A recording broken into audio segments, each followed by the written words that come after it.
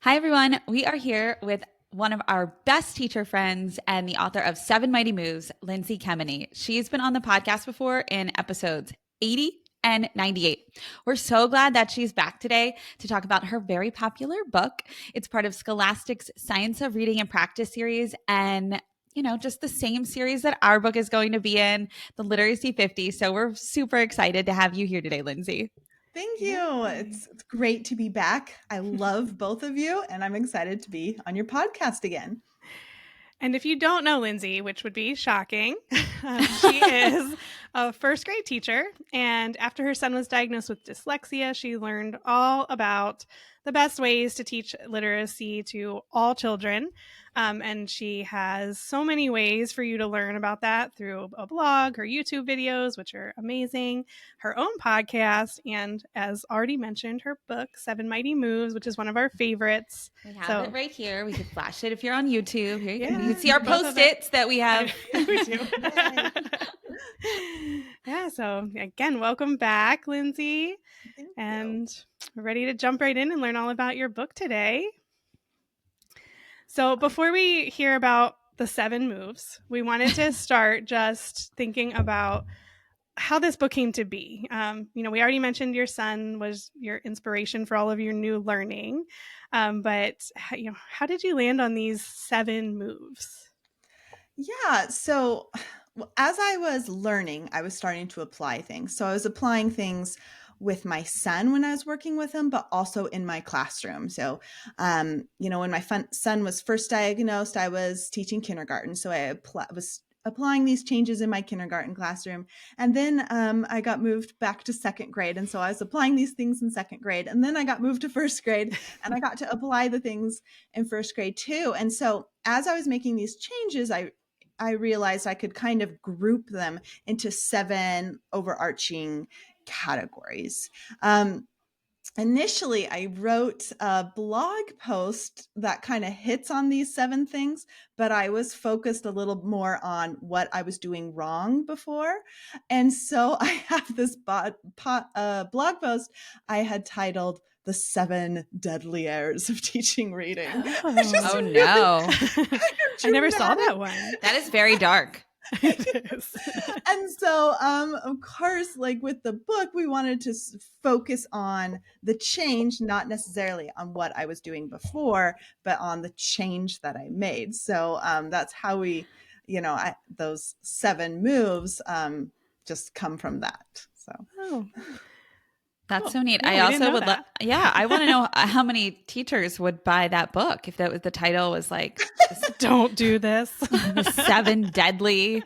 What was it? And it was sparked by something I had seen because there was another post that was like about writing, and it was like the deadly errors of teaching writing. So it was kind of like, oh, I'm doing a little spin-off of that title because I was just like, and this is back when I was just really upset because I was thinking, oh my goodness, I was taught a lot of these things. This is what I was taught to do. Yeah. And then the research says you don't do that. And so I was really frustrated with that. And so maybe you can kind of see that reflected in that original, title. Post. Yeah. Yeah. Well, I mean, a title's not a terrible place to take out some misplaced anger. That's thing you could possibly do. So the first 5 moves in your book focus on phonemic awareness and word recognition, while those last 2, the final 2, focus on fluency, vocabulary, and comprehension. I'd like to start by focusing on the first 5 as a group. We know these are really, really important foundational components to reading. So let's jump into these moves. Move 1, teach phonemic awareness with intention. Move 2, teach phonics explicitly and systematically. Move 3, teach decoding strategies, not cueing strategies. Move 4, use decodable texts instead of predictable texts with beginning readers. Move 5, embrace a better approach to teaching sight words. So the floor is yours. What's important to take away from these 5? Oh, it's hard because, I could go, an hour at least on each one. if you had asked me if I was teaching phonics before, I would have been like, yes, and kind of offended if you were implying that I wasn't teaching phonics. But when I think back on what I was doing before, I was more facilitating phonics activities versus explicitly and systematically teaching them. Like, I didn't even have a scope and sequence of phonics skills to follow. So that was just a huge change in my classroom, is to say, okay, I don't want that Swiss cheese effect in my students' knowledge, right? I need to follow a scope and sequence and teach them the basics of the English code. Whereas before, I was really kind of reactive. Whatever they missed when they were reading, then I was like, I guess I'll teach that or point it out. And sometimes there's this idea that explicit instruction is like very serious teacher lecturing, very, drill and kill and dry. And that couldn't be further from the truth. And so if you came to my classroom, because I am a teacher, if you came, you would see it's so interactive.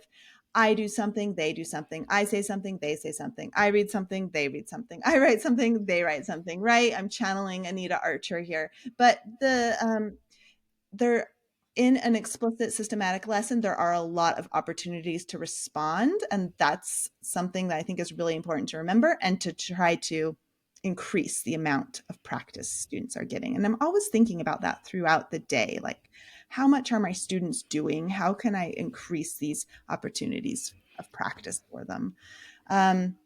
So that's huge. Phonemic awareness is huge. I wasn't even teaching it before. I didn't even know it was a thing. And that's an area where I had to make a few shifts as my learning, increased. Decoding strategies instead of cueing strategies was a huge one. And it's when I talk about it, I often tell teachers, like, don't shoot the messenger. Like, I know this one is hard, but I had to completely abandon what we call the 3 cueing strategies. And I mean, it's hard because I did these, and it's this idea that readers use various cues to figure out the words as they're reading. And so you're coaching them by saying, look at the picture. Does that give you a clue? Look at the first letter, read the rest of the sentence, figure out, what the word is. And when you take a step back and think about it, these are guessing strategies, not decoding strategies. And I saw this with my son, because before he had the skills, I mean, he would guess, guess, guess, guess, guess. And you see this with students, even if you haven't taught them, they come to a word that looks difficult for them, and they'll just guess automatically. And so a huge change has been to really help my students. Like, I need to help them learn to trust the letters, and really apply the phonics skills I'm teaching them. And so the other, like using decodable texts, which is part of Move 4 for beginning readers, that's going to help this process. So, there's some overlap in the moves. But and then I guess I just want to say, while I'm talking about this, we don't want to overcorrect. And it doesn't mean we only use decodables. And we'll probably talk about this when we talk about the other moves.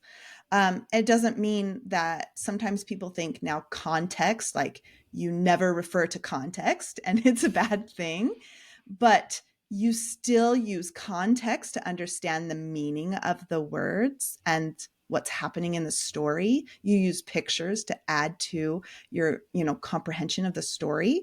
But when we're saying not to use context or pictures, what we mean is to decode a word. You decode the word first, and then context will help you know, is that read or read? Is that wind or wind? So that was I was going to ask that same question. Yeah. I'm glad you brought that up, because we've hit that on a couple other podcast episodes where we talked about just that, where, if they're decoding a word and it doesn't quite sound right to them, because maybe it can be pronounced in a few different ways. Yes. That's the time when you're like, oh, well, look at the picture. Does a different word make sense here that's close to what you just decoded? But it's the after that you're talking about, right? The Yeah, decoding and that's comes where that- first. reading the rest of the sentence, right? Like reading the rest of the sentence to see, Right. oh, was it read or read? Which one makes sense? Right. Yeah, and that I was going to say, we've talked about it before, Melissa, but that's that set for variability where readers have the ability to try different sounds that they know for the spellings that they see. Right. Yep. That mispronunciation correction, right? And Yep. so they're going to read it one way, and that might not make sense, but they're like, okay, many. Oh, many. That sounds like many, but they've decoded it first. Yeah. Yeah. I'm glad we brought that up. I always think the really important thing there too is for them to know that it's not right. You knew when you didn't know. That is important, because what always scared me were the kids who just kept going, and that is terrifying, because they're like, I'm like, you either have no idea or just don't want to, because it's such a tedious task, right? So we have to build that stamina muscle to go back, and it's hard. And so it's like kind of like encouraging students to know when they don't know. Like I love thinking about that and encouraging kids to do that. And when they just keep on going like that, I mean, they're just not attending to the meaning at all, right? And so, yeah, you want to kind of slow them down and make sure, oh, if that didn't make sense, you've got to go back and read that again. For sure. Do you want to touch on the sight words real quick before we move on? Yeah. So before, what I think a lot of us do is just think a sight word is a word that can't be sounded out, and we just have to memorize them, right? Like memorize them as a whole, like as a whole visual unit. And so that's really what I did. And really, when I think back, I didn't teach them, I assigned them. And I just expected them to learn them. And there's a limit to how many words we can memorize as a whole. There's a limit.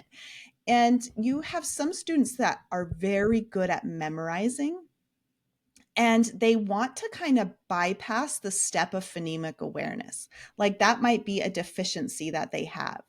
And when you're matching the sounds you hear with the letters you see, that is using phonemic awareness. And when you're just memorizing words as a whole, you're just skipping that whole step. And so I talked to someone as an adult who struggled learning to read when he was young. And he's like, that's what I did. I just memorized words. I don't know, and he wasn't making a connection. But we know that in order for those words to be stored in memory, they've got to connect the letters they see with the sounds they hear with the meaning of the word, right? Those three things have to happen so that they can retrieve that word effortlessly in the future. And that's what we want. So I love the phrase, every word wants to be a sight word when it grows up, by Jan Wazowicz, I think is the first one that said that.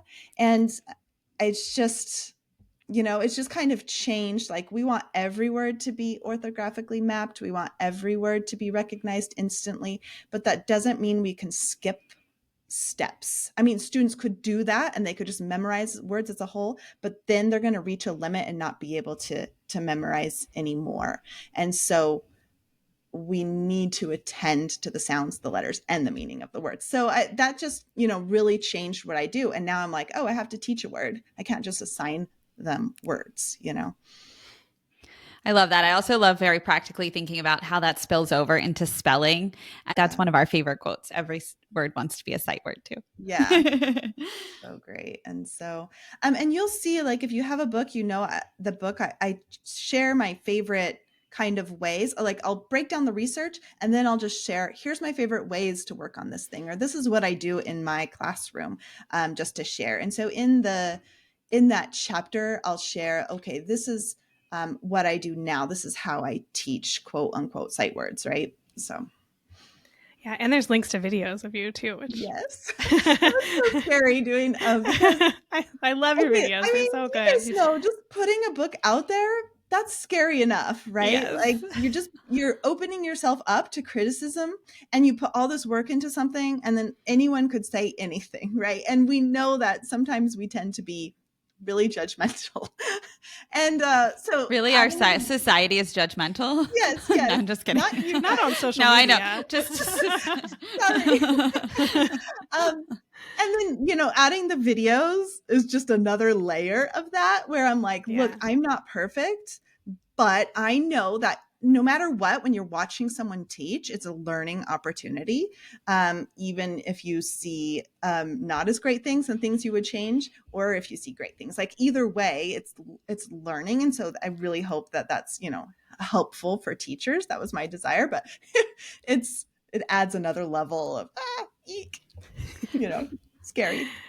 Totally understandable. I've learned from your videos, so I hope that's helpful. I mean, I can even specifically say, like, seeing how you use a sound wall as a tool and how you quickly move from phonemic awareness to connecting it to the letters so quickly with your kids, and it's interactive the whole time. I've learned a ton from watching you. Oh, So thank you. That's so nice. Thank you. It was fun. It was fun, and literally those videos were all recorded by me and my phone. I would just set it up and hit record and go around and teach the lesson and go back over and stop and then send it to Scholastic. So it's all very real life. In fact, just a funny little story is one time when I was recording for the book, I got really fancy and I borrowed my husband's phone. And so I had two phones going. So we had two different angles. And then Scholastic was kind of piecing them together. And I just felt like one transition was really kind of odd. And I was asking them, can we keep it on this camera angle for a minute so they can see me get started there and then we'll switch? And they were like, well, one of the students kept picking her nose. So they were trying to edit around there. And I'm like, that is just, okay, so it's just very real life. This is my classroom. Yeah. Oh my gosh. I hope you have a lot of Lysol wipes. Yeah. Oh, for sure. I think every teacher does. It's like the number one school supply, on the school supply list. So. Too funny. Yeah. All right, I think we're going to move into the last two moves, and we're going to spend a little time with each one of them. Okay. So moving on to move 6 is all about fluency, and we actually have a whole podcast with you about fluency as well. I know, that was a while ago. It was a while ago, but it's packed full of great information. But I love that this talks about, you can't just expect fluency to improve on its own. You can't just expect it to be something that kids get better at just because they're in school and reading with you. It has to be intentional. So you obviously suggest giving students really meaningful practice opportunities to improve their fluency. Wondering if you want to share some of those practical ideas with our listeners now. Maybe give a little background first and then share those practical ideas. Yes. So I love, and I'm just trying to, I think this is like Lane and Pullen quote, but they say large amounts of carefully orchestrated reading practice. And I love those words. And when we're thinking about fluency, this is really, I think about this a lot, carefully orchestrating times and opportunities for students to practice their reading fluency. Because like you said, Melissa, it's not just going to get better on its own necessarily if we just say, okay, we're going to give lots of time for silent reading and the students will get better. But if there's a student that has a fluency weakness, they're not going to get better if left to read silently. That problem just becomes inaudible. And Dr. Seidenberg talks about that. So yes, lots and lots of opportunities to read out loud with the opportunity for feedback. Also thinking about how fluency develops in progressions. So sometimes we might think, oh, well, the upper grade teachers will worry about fluency, but it starts at the letter level and the letter pattern level. We want to develop that automaticity. And Dr. Hasbrook, John Hasbrook says that automaticity is the heart and soul of fluency. And when you think of those components of fluency, that accuracy, rate, and prosody, then you have the accuracy and rate, and those combined are automaticity, the accuracy and the rate. So we're working on that at the letter pattern level, and then at the word level, and then at the phrase, sentence, passage level. So, just starting in kindergarten where you're helping them get really automatic with recognizing those letter sounds, that's going to help them. At the word level, you're going to take those phonics skills that you're teaching and put them in words to help them. So like in my phonics lessons, I will make little word lists. So if we just learned, like, what did we do? AI and AY, then I'm going to have words with those for them to practice. And then we're going to get into the passages, and phrases as well. So there's a lot we can do. All right, Lindsay, I'm wondering about one specific thing that you mentioned in the chapter and you mentioned on our last podcast, which is paragraph shrinking. So I'm wondering if you want to talk a little bit more about what that means. And I'd be interested too, is that something you do with your first graders? Like, what does it look like with first graders? So the whole protocol is called partner reading paragraph shrinking. And I learned about this from Dr. Matt Burns, and it's kind of a pared down version of PALS, PALS. And what happened is I was teaching second grade at the time.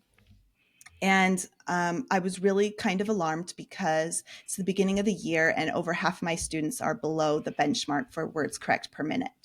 And I just thought, like, what do you do when it seems like half your class needs intervention, And I just thought, well, I've learned a lot about the science of reading, and I've done all these things. So game on, here we go.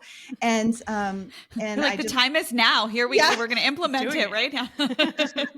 And so 2 weeks later, I go to progress monitor my students, and our class median was 50 words correct per minute, and the benchmark's 52, right? So we were below.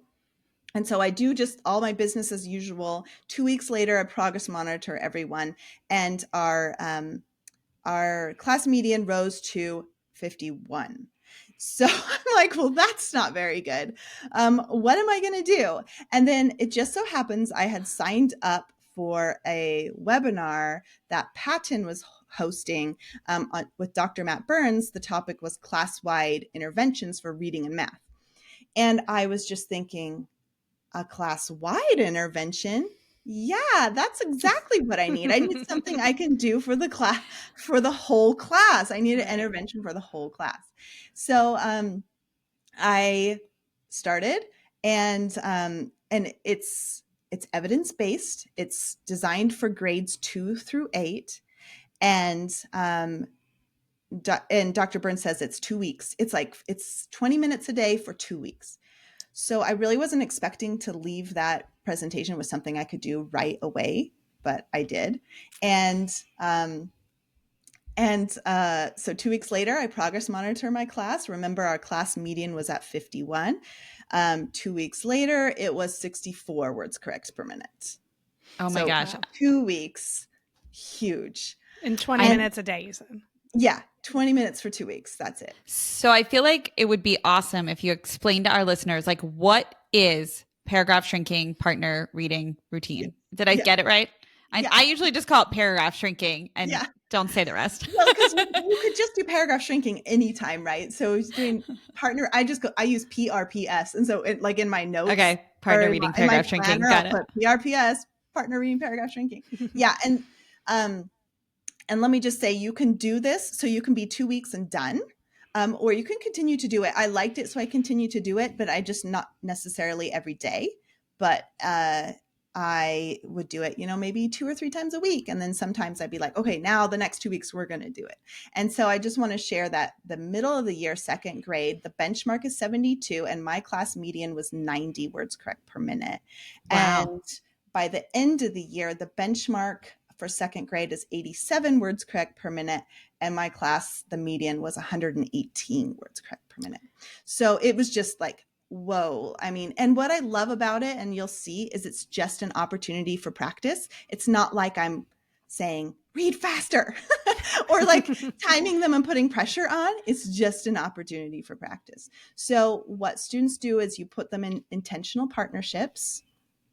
And then the stronger reader goes first. That's reader 1. And they read for 5 minutes. Then reader 2 reads for 5 minutes.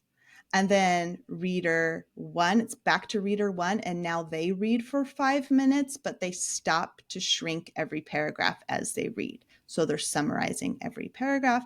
And then reader 2 reads for 5 minutes, stopping to shrink every paragraph. And when you paragraph shrink, they read a paragraph and then they answer the questions: what's the most important who or what?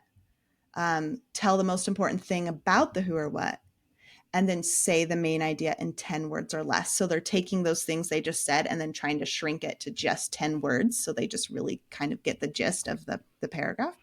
Lindsay, is partner 2 reading the same text as partner 1, or do they? So I was going to ask, what are they reading? Keep reading? Yeah, this is so good. And whenever I do presentations on this, like I go through this and then still it can be a little confusing at first. So they both have the same texts in front of them, and when reader 1 is reading, so they're reading the same thing. And Dr. Burns in the research study says it needs to be on the weaker partner's reading level, which we know reading levels, that's a little arbitrary, and you can be kind of flexible with that. But generally you want something that the weaker reader can be successful with.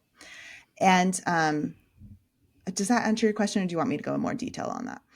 No, just clarifying. So it just means that like the second reader is repeating what the first reader. So, okay. Read. Yeah. In the first half. Yes. So the reader 1 reads 5 minutes. Reader 2 goes back to the beginning and starts where reader 1 had started and reading for 5 minutes. So yes, it's like they got a passage preview, right? They got some modeling, which we know from research that that's helpful too. But then the second half, so reader 1 will then start wherever reader 2 left off, and they're going to be stopping to paragraph shrink. And then reader 2 is going to continue wherever reader 1 left off on that last little part and be paragraph shrinking. So that part may or may not have been read to them. Gotcha. So do you want to make sure that what they are reading is long enough for them to, for the full 20 minutes for them to not finish it before that 20 minutes? Or would they just go back and reread? Like, I'm just... Like, let's get nitty gritty here. I have a lot of logistical questions. I have them go on to the next passage. So I put in their folders, like maybe 6 to 8 passages. Okay. And so what I do is I use ReadWorks. ReadWorks is free, and you can get a lot of passages on the same topic. That's going to be so great because we're going to talk in a minute about that wide reading, right? And multiple texts on the same topic is great for building their knowledge. They're going to see several vocabulary words throughout those texts, which is going to be great. So when they finish one text, they just go to the next one. And then I have, I just staple those together, and they have 6 to 8 passages. And if they happened to get through them all, they would just start at the beginning again. Dr. Burns in his research studies, they would have just like a loose leaf paper, and they would put it behind, and they wouldn't read them again. But for me in my class, I knew I couldn't be printing off all of that every day. And so I would print off for the week, and then I would print off new passages for the next week. And then what I would do is Monday or Tuesday, we might start with the first passage. Maybe on Wednesday, I'll say, let's start with the second or the third passage, because sometimes they don't get far enough along because they're stopping to shrink every paragraph. Hopefully that makes sense. But it is in this chapter too. It's described in this chapter, and I have QR codes in there with handouts to help you. And I have a whole presentation on this, and that's linked in the book too, if you wanted to watch the whole presentation for the reader. Amazing. For the listeners out there. And I forgot to mention, because someone asked me about first grade. So it is designed 2nd through 8th grade, but now I'm in 1st grade, and I do it in 1st grade. But what I do is I wait until January to start. My last year's class, I started in February. They just need a little more time. This year's class was ready in January to start. And I started everyone in decodables first. And now I'm transitioning, students. So when they're ready, I transition them into the regular ReadWorks passages. There are ReadWorks decodable passages too, which is nice. So that's great because I can have some students in regular passages and some students in the decodables, but that they're on the same topic, which is kind of nice. And nobody really knows or realizes that they're in different, they have different difficulty levels. I can't talk, with their passages that the students don't really notice. Yeah. Well, and then it's all in service of building that vocabulary and background knowledge. And I assume maybe it might connect to something else that you're learning about, or maybe like something special that your class has chosen to learn about. Is that right? Or yeah, it doesn't have to, because it can be in addition to what you're already teaching in science or in social got it. studies. Okay. But you can also go right along with it. In fact, one of the studies that Dr. Burns talks about, it was upper grade teachers, and they were saying, we just don't have time to do this. And so they did it as part of their science, and they used, science topics. And not only did their reading improve, but their science scores improved too. So, oh my gosh, that's amazing. Yeah. We talked with Dr. Burns, and now you're making me want to talk with him again about this too. He's a wealth of knowledge. I just really admire him. And just the fact that I just feel like he's always really trying to help us teachers. And I really appreciate that, like all his advice. Yeah. All right. Well, I feel like we're kind of getting into some background knowledge stuff now. So I'd love to transition to move 7. It's all about embracing vocabulary and background knowledge. Can you share some ideas about what teachers can do to make this move? Yeah. So, and this was kind of just a mistake I was doing before. I really wasn't considering how important background knowledge and vocabulary are to reading comprehension, but they play a huge role. And there's a lot of things we can do here. Don't neglect your read alouds, and keep doing those rich read alouds for students. I mean, they have the ability to listen and hear, texts that are above their, what they can read. And so it's great. They can be, they can learn, sophisticated ideas and be exposed to more vocabulary words and rich ideas in different situations than they're used to. And I think there's so many benefits to those read alouds. And when I hear people say that read alouds are like not aligned to the science of reading, oh my God. I'm like, who is saying this? Yeah, I haven't heard that. That's really interesting. But it's the people who like focus on it's just phonics. Just phonics. Right. Yeah. And usually I feel like they have an agenda. Right? I agree. So so let's put a pin in that. The science of reading includes great read alouds. Yes. And rich discussion, and it's going to build oral language. Lots of benefits. 100%. Is there anything that, as you transition to move 7, that you did that made an especially big impact on your students in building their knowledge? I think thinking about the fact that, hey, we want to build knowledge as we're reading. And so when I have students in complex text, we need to scaffold them into complex text. So thinking of things that they can do, things that can do before they're reading to help them understand the text that we're going to read together.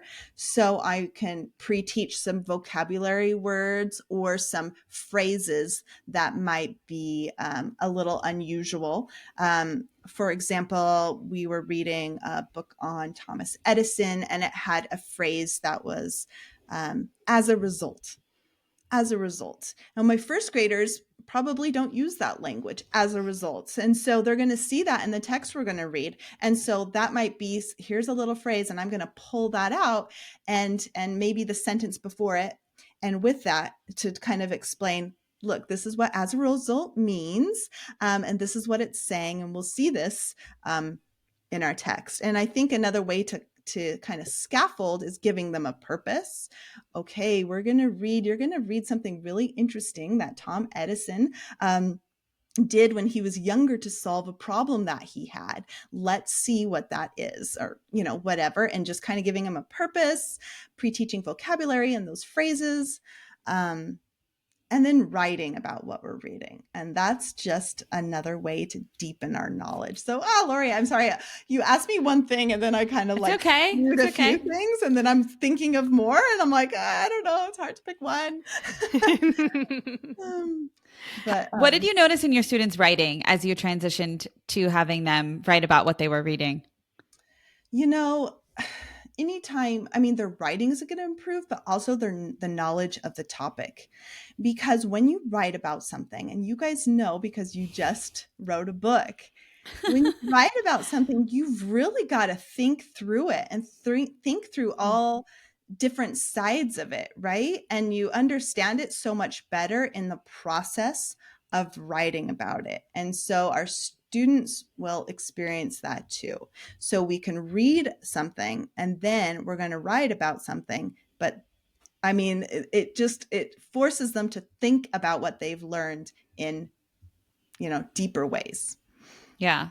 I always say I feel like writing is my daughter's 12 now. So it's like the age of when they come home and they have something to write about. And it's kind of hard sometimes because you don't know what they were taught at school. You're just kind of being a parent, helping finish this assignment or whatever it is. And there's always a meltdown when it comes to writing in my house.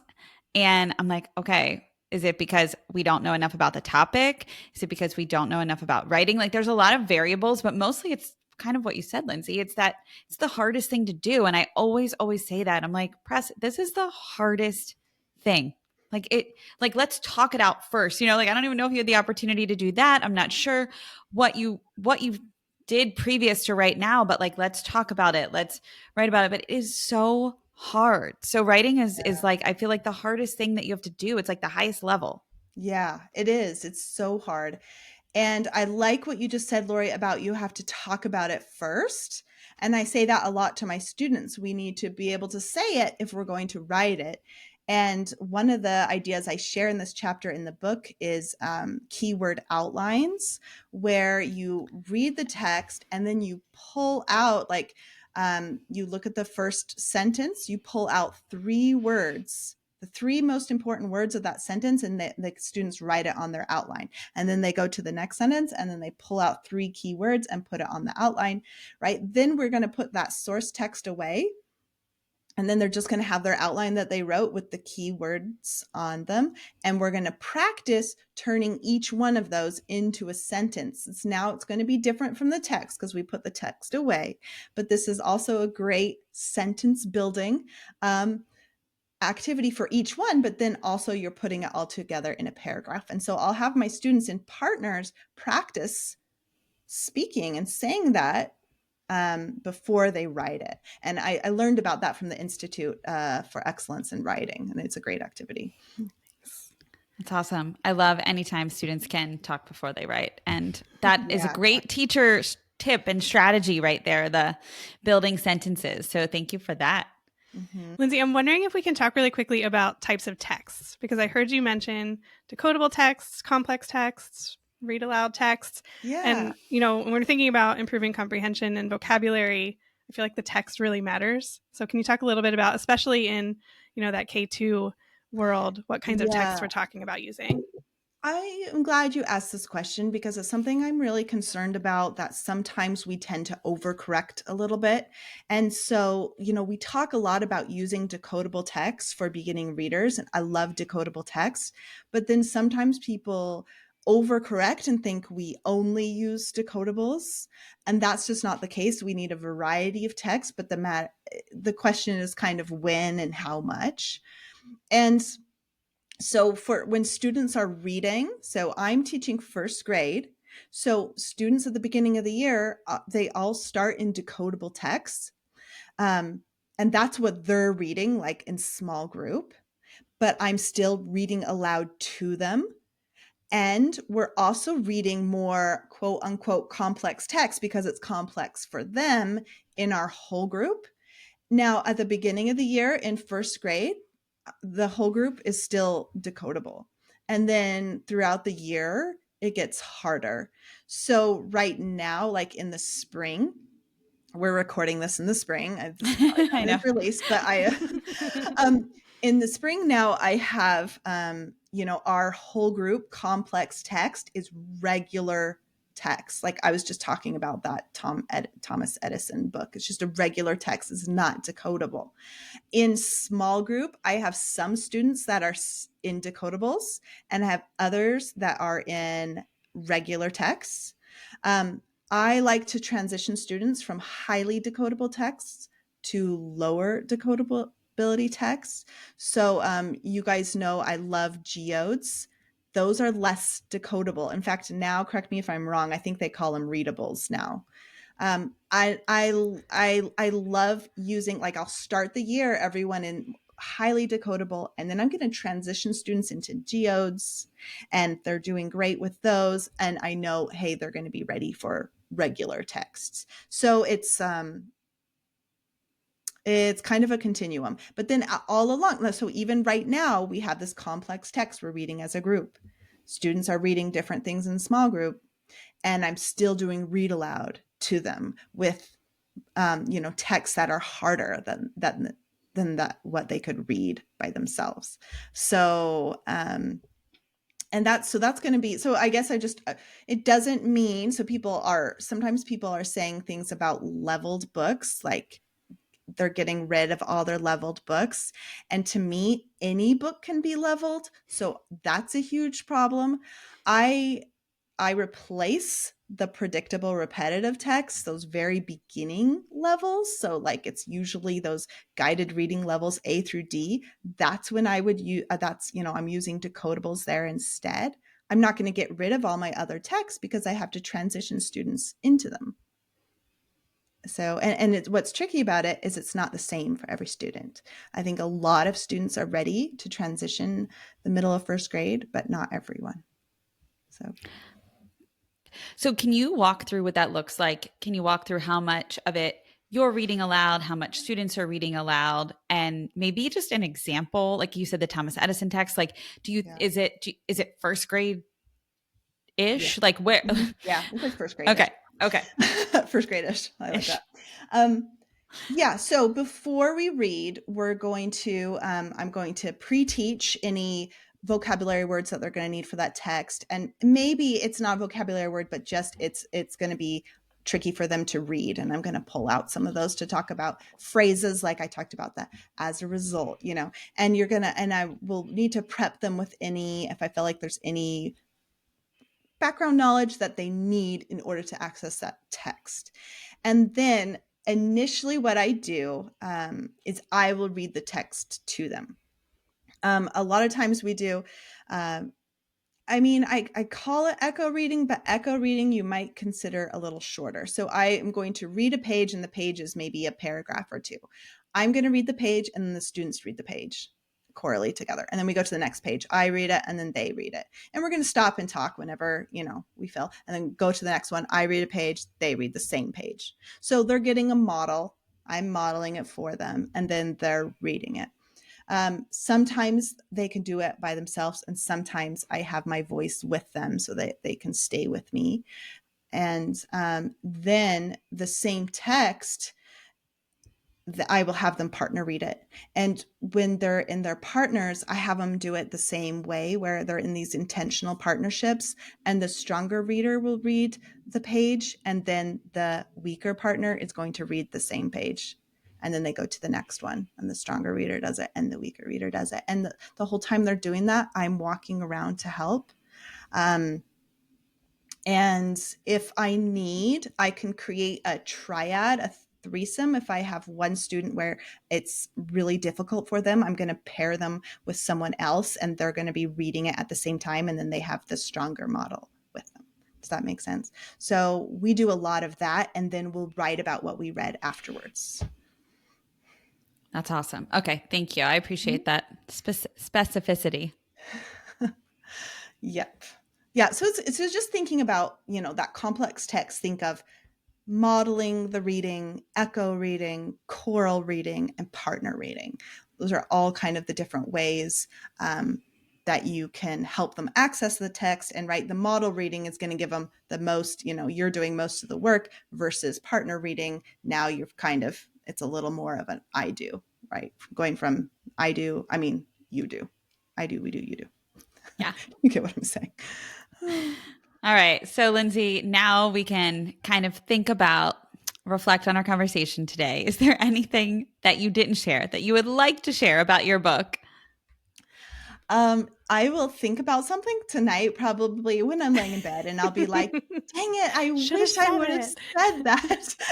But I guess I just want to say I've just been really honored because I told you I was so scared putting it out in the world, and I think when Scholastic first was like, "Hey, it's a yes, we're going to do this," I was like, they were like, "You should be really excited." And I think because my reaction was kind of like, "Oh my gosh, I'm so scared," and so I have just been overjoyed and just so appreciate just the kindness and people reaching out and sharing with me how it's helped them and how it's changed what they're doing or how they appreciate, one thing or the other. And it's just meant so much to me. And so I'm just really grateful I had the opportunity, and I don't think I'm perfect.